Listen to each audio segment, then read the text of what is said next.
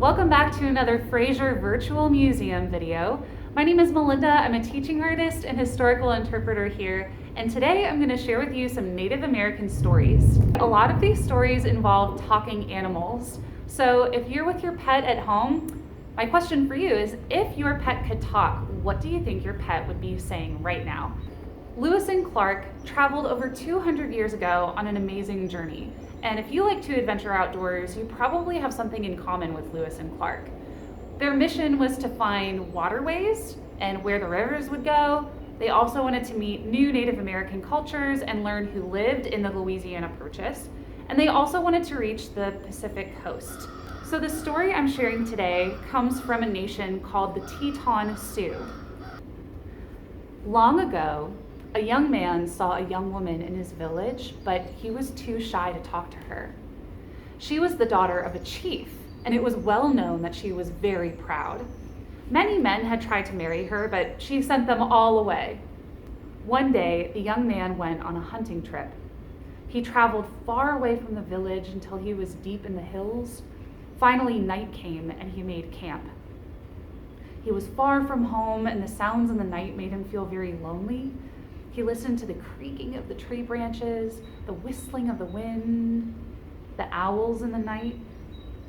Then he heard a sound that he had never heard before. It was a strange sound, like the call of a bird. It was like a song, but not like any song he'd ever heard before. He listened closely to it until he fell asleep and dreamed.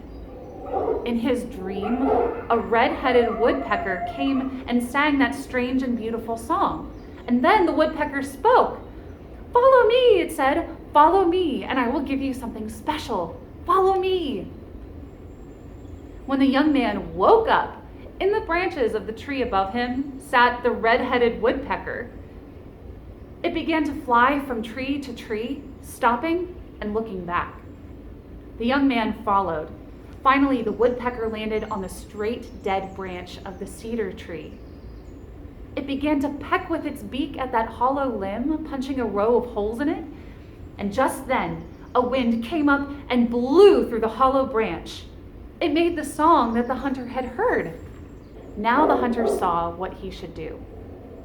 He climbed the tree and carefully broke off the branch. He thanked the red-headed woodpecker for giving him this gift, and he took it home and fasted, meaning he didn't eat for 4 days. On the 4th day, a vision came to him. It was the red-headed woodpecker, and it spoke again, telling him what he must do. He must carve a piece of wood so that one end of the branch looked like the head and open mouth of a bird.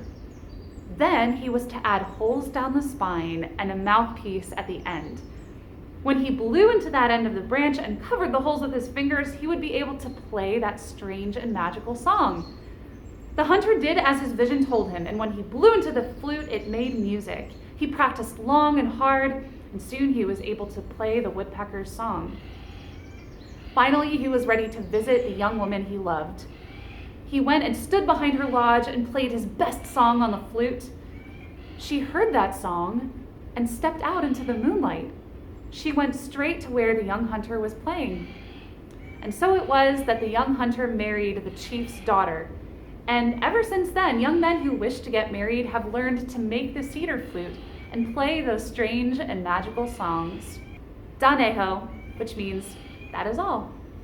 So thanks for listening, guys. Again, this story comes from the Teton Sioux. If you'd like some more resources on learning about Native American cultures and different nations, you can check out the link below, which features some of our partners here at the museum.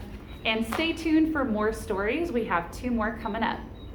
Okay, so it's time for your activity. And remember earlier I mentioned that a lot of Native American nations have stories that include animals that can talk. So look at your pet and let us know what your pet would say if they could talk. Take a picture of your pet too and comment below. Let us know who you're with today. We'd love to see them. We look forward to seeing you in person soon, and until then, stay tuned online. Bye.